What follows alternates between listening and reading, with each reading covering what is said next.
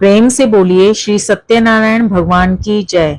आज के दिन श्री सत्यनारायण भगवान की कथा पढ़ी अथवा सुनी जाती है, तो आइए आज आपको सुनाते हैं श्री सत्यनारायण भगवान की संपूर्ण व्रत कथा और आरती।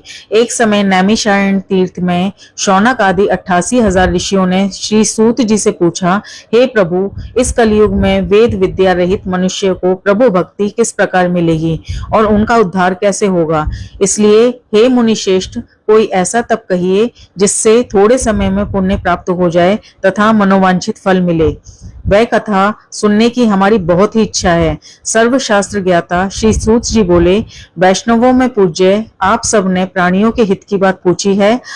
अब मैं उस श्रेष्ठ व्रत को आप लोगों से कहूंगा जिस व्रत को नारद जी ने लक्ष्मी नारायण जी से पूछा था और लक्ष्मीपति ने मुनि श्रेष्ठ नारद जी से कहा था, सो ध्यान से सुनिए। एक समय योगी राज नारद जी दूसरों के हित की इच्छा से अनेक लोकों में घूमते हुए मृत्युलोक में आ पहुंचे। यहाँ अनेक योनियों में जन्मे हुए प्राय सभी मनुष्य को अपने कर्मों द्वारा अनेक दुखों से पीड़ित देखकर सोचा, किस यत्न के करने से निश्चय ही प्राणियों के दुखों का नाश हो सकेगा। ऐसा मन में सोचकर विष्णु लोक को चले गए। वहां श्वेत वर्ण और 4 भुजाओं वाले देवों के ईश नारायण को देखकर, जिनके हाथों में शंख चक्र गदा और पद्म थे, वह वरमाला पहने हुए थे, उनकी स्तुति करने लगे। हे भगवान, आप अत्यंत शक्ति से संपन्न हैं, मन तथा वाणी भी आपको नहीं पा सकती। आपका आदि मध्य अंत नहीं है। निर्गुण स्वरूप सृष्टि के आदिभूति, भक्तों के दुखों को नष्ट करने वाले हो।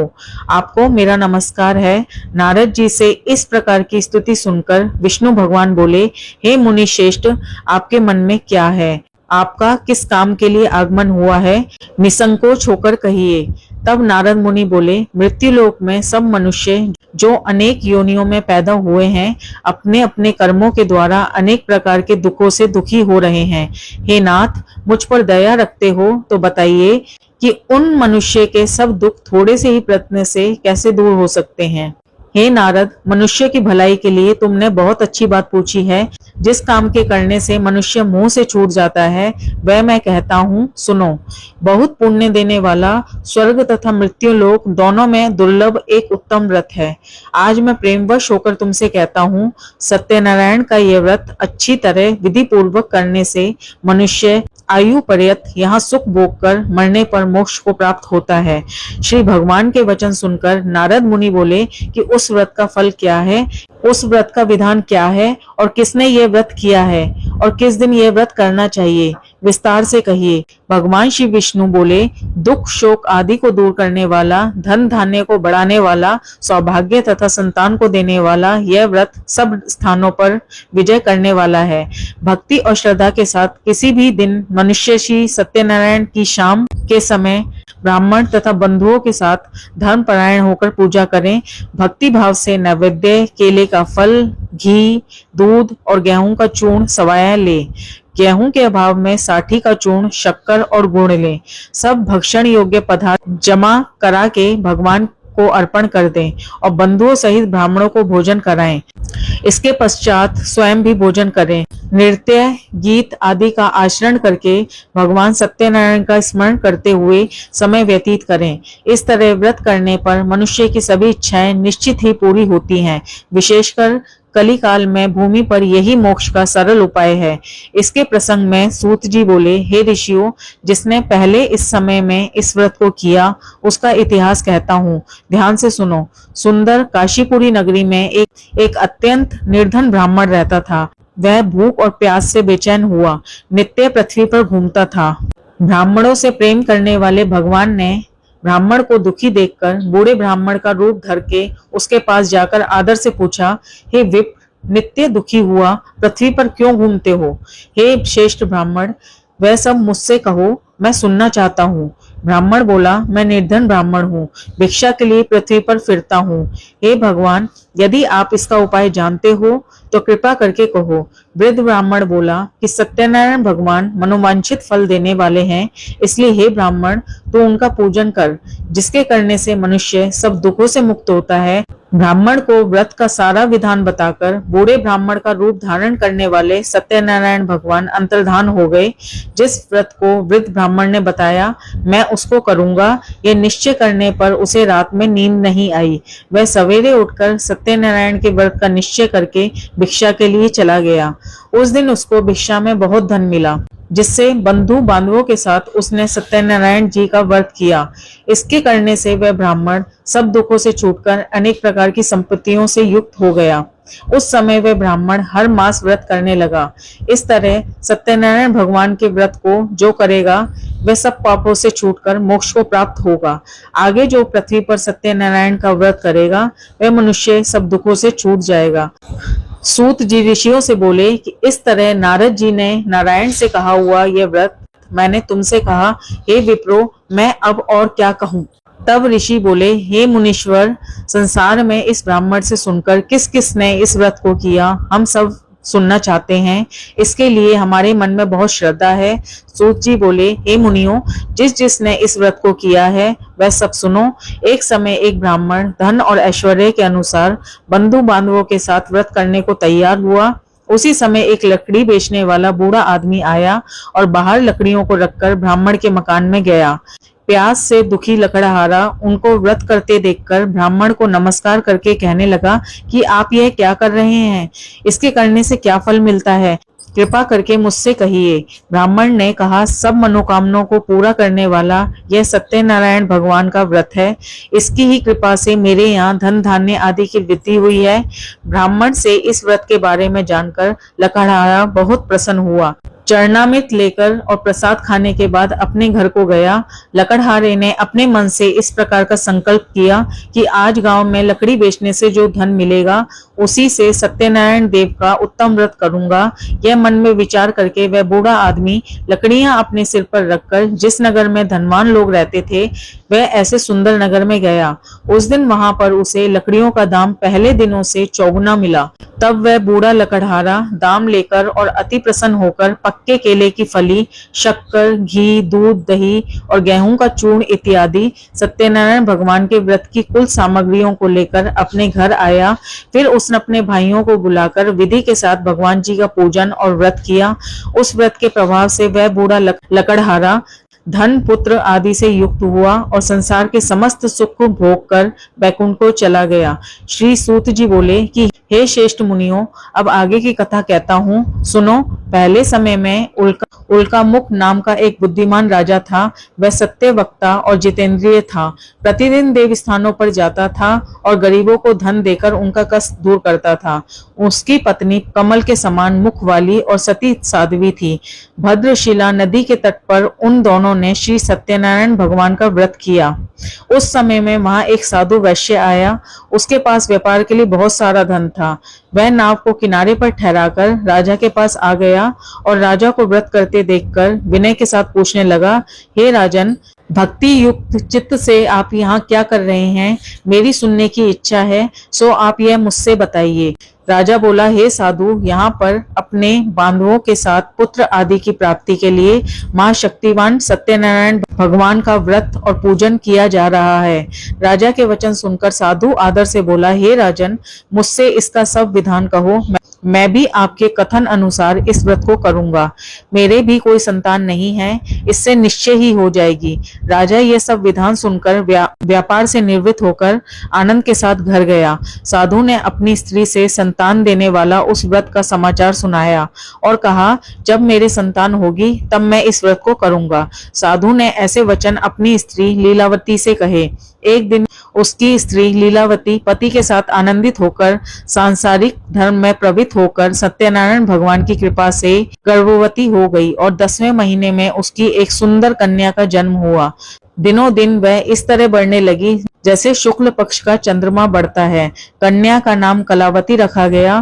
तब लीलावती ने मीठे शब्दों में अपने पति से कहा कि जो आपने संकल्प लिया था भगवान का व्रत करूंगा, अब आप उसे करिए। साधु बोला, हे प्रिय, इसके विवाह पर करूंगा। इस प्रकार अपनी पत्नी को आश्वासन देकर वह नगर को गया। कलावती प्रीतगृह में वृद्धि को प्राप्त हो गई। साधु ने जब नगर में सखियों के साथ अपनी पुत्री को देखा तो तुरंत दूत को बुलाकर कहा कि पुत्री के वास्ते कोई सुयोग्य वर देखिए। साधु की आज्ञा पाकर दूत कंचन नगर पहुंचा और वहां पर बड़ी खोज और देखभाल कर लड़की के लिए सुयोग्य वाणिक पुत्र को ले आया। उस सुयोग्य लड़के को देखकर साधु ने अपने बंधु बांधवों सहित प्रसन्नचित्त अपनी पुत्री का विवाह उसके साथ कर दिया, किंतु दुर्भाग्य से विवाह के समय भी उस व्रत को करना भूल गया। तब श्री भगवान क्रोधित हो गए और श्राप दिया कि तुम्हें दारुण दुख प्राप्त होगा। अपने कार्य में कुशल साधु बनिया जमाता सहित समुद्र स्थित रत्नपुर नगर में गया और वहां दोनों ससुर जमाई चंद्रकेतु राजा के उस नगर में व्यापार करने लगे।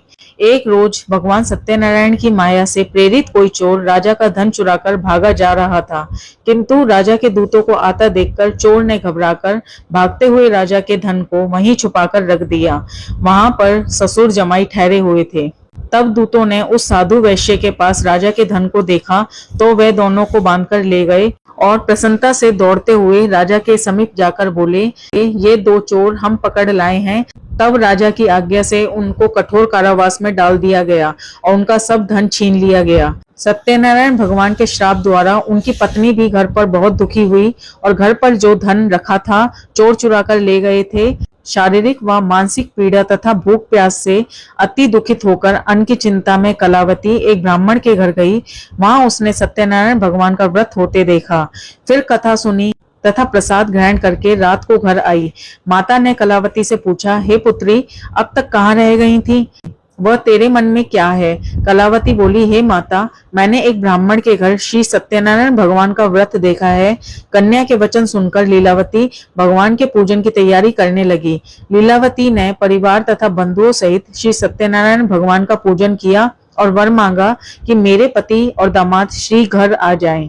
साथ ही प्रार्थना की कि हम सबका अपराध क्षमा करो। सत्यनारायण भगवान इस व्रत से संतुष्ट हो गए और राजा चंद्रकेतु को स्वप्न में दर्शन देकर कहा कि हे राजन, दोनों वैश्यों को प्रातः ही छोड़ दो और सब धन जो तुमने ग्रहण किया है वह दे दो, नहीं तो मैं तेरा राज्य, पुत्र आदि सभी नष्ट कर दूंगा।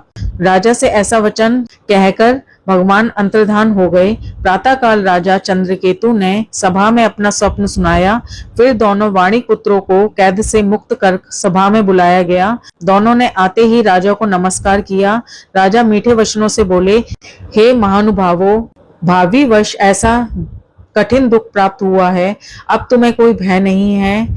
ऐसा कहकर राजा ने उनको नए नए वस्त्र आभूषण पहनाए तथा उनका जितना धन लिया था उससे दुगना धन देकर आदर सहित विदा कर दिया।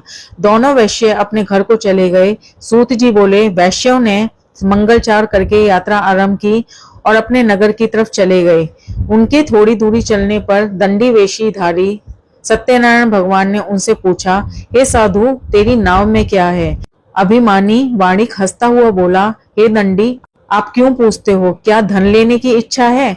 मेरी नाव में तो बेल पत्ते भरे हुए हैं। वैश्य का कठोर वचन सुनकर भगवान ने कहा, तुम्हारा वचन सत्य हो। दंडी ऐसा कहकर वहां से दूर चले गए और कुछ दूर जाकर समुद्र के किनारे बैठ गए।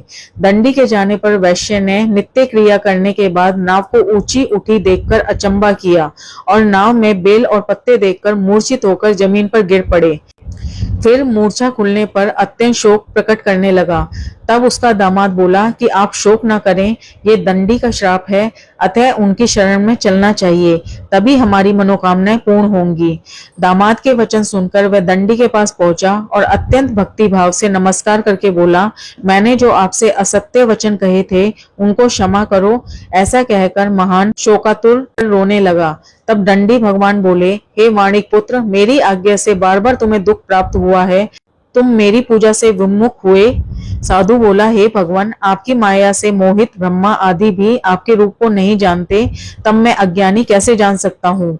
आप प्रसन्न हो जाइए, मैं सामर्थ्य के अनुसार आपकी पूजा करूंगा, मेरी रक्षा करो। पहले के समान नौका में धन भर दो। उनके भक्ति युक्त वचन सुनकर भगवान प्रसन्न होकर उनकी इच्छा अनुसार वर देकर अंतर्धान हो गए। तब उन्होंने नाव पर जाकर देखा कि नाव धन से परिपूर्ण है। फिर भी वह भगवान सत्यनारायण का पूजन कर साथियों सहित अपने नगर को चला। अब अपने नगर के निकट पहुंचा, तब दूत को घर भेजा। दूत ने साधु के घर जाकर उसकी स्त्री को नमस्कार करके कहा कि साधु अपने दामाद सहित इस नगर के समीप आ गए हैं। ऐसा वचन सुनकर साधु की स्त्री ने बड़े हर्ष के साथ सत्यदेव का पूजन कर पुत्री से कहा, मैं अपने पति के दर्शन को जाती हूँ, तो कार्य पूर्ण करके शीघ्र आ जा। माता के ऐसे वचन सुनकर कलावती प्रसाद छोड़कर पति के पास चली गई।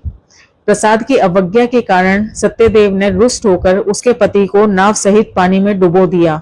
कलावती अपने पति को ना देखकर रोती हुई जमीन पर गिर गई। इस तरह नौका को डूबा हुआ देखकर तथा कन्या को रोता हुआ देखकर साधु दुखी होकर बोला, हे प्रभु, मुझसे और मेरे परिवार से कोई भी भूल हुई हो तो उसे क्षमा करो। उसके दीन वचन सुनकर सत्यदेव प्रसन्न हो गए और आकाशवाणी हुई कि हे साधु, तेरी कन्या मेरे प्रसाद को छोड़कर आई है, इसलिए उसका पति अदृश्य हुआ है।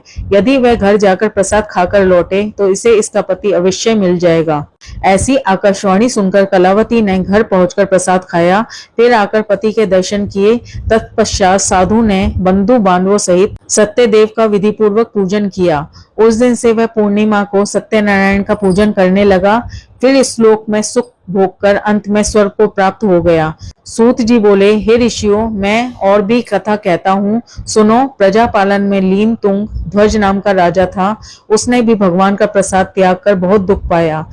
एक समय वन में जाकर वन्य पशुओं को मारकर बड़ के पेड़ के नीचे आया। वहां उसने ग्वालों को भक्ति भाव से बंधु बांधवों सहित सत्यनारायण जी का पूजन करते देखा।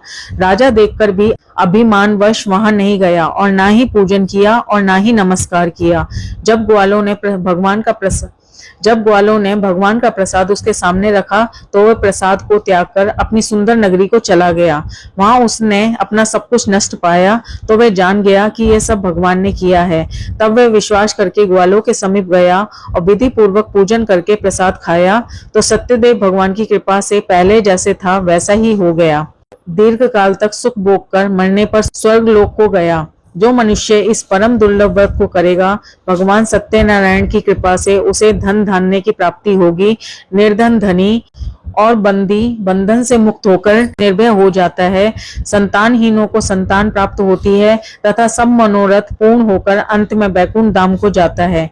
यह सत्य है। श्री सूत जी कहते हैं, ब्राह्मणों, आपको मैंने सत्यनारायण व्रत की ये पावन कथा सुनाई है।